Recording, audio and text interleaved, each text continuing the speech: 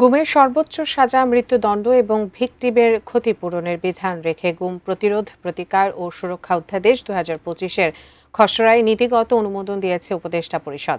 সকালে প্রধান উপদেষ্টা ডক্টর মোহাম্মদ ইউনূসের সভাপতিত্বে তার কার্যালয় পরিষদের 40তম বৈঠকে এই অনুমোদন আসে।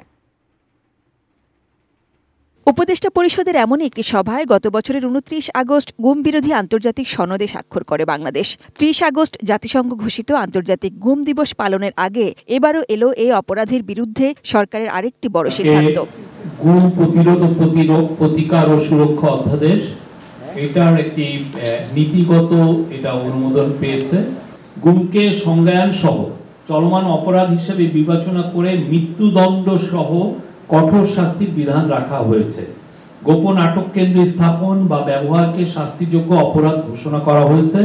জাতীয় মানবাধিকার কমিশনকে গুম সংক্রান্ত অভিযোগ গ্রহণ ও তদন্তের ক্ষমতা প্রদান করা হয়েছে।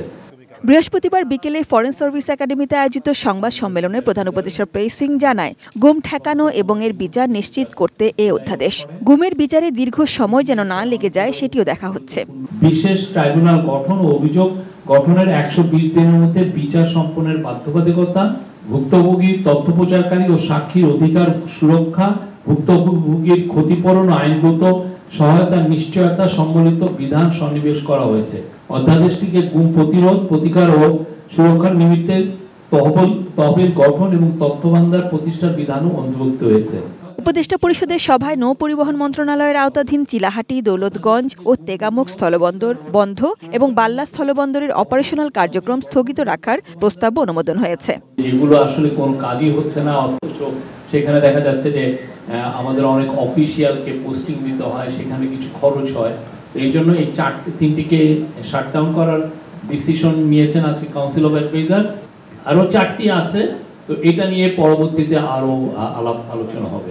এছাড়া প্রতি বছর 17 অক্টোবর লালন শাহের তিরোধান দিবস ক শ্রেণীভুক্ত দিবস হিসেবে উদযাপনের সিদ্ধান্ত হয়েছে। হুমায়ুন আহমেদ, সুলতান, আমাদের খুব বড় পেইন্টার, এবং আয়ুব বাচ্চি, তাদেরকে নিয়েও অনেক আলোচনা হচ্ছে। বাট আজকে ডিসিশন এসছে যে শুধুমাত্র ফকির লালন শাহের তিরোধান দিবসকে ক শ্রেণীভুক্ত দিবস ঘোষণার প্রস্তাব অনুমোদিত হয়েছে। এর আগে এরকম কালচারাল মিনিস্ট্রির এইভাবে ক শ্রেণীভুক্ত দিবস আছে হলো কবি কাজী নজরুল ইসলামের, রবীন্দ্রনাথ ঠাকুরের। Sajida Sweety, ATN news, Dhaka.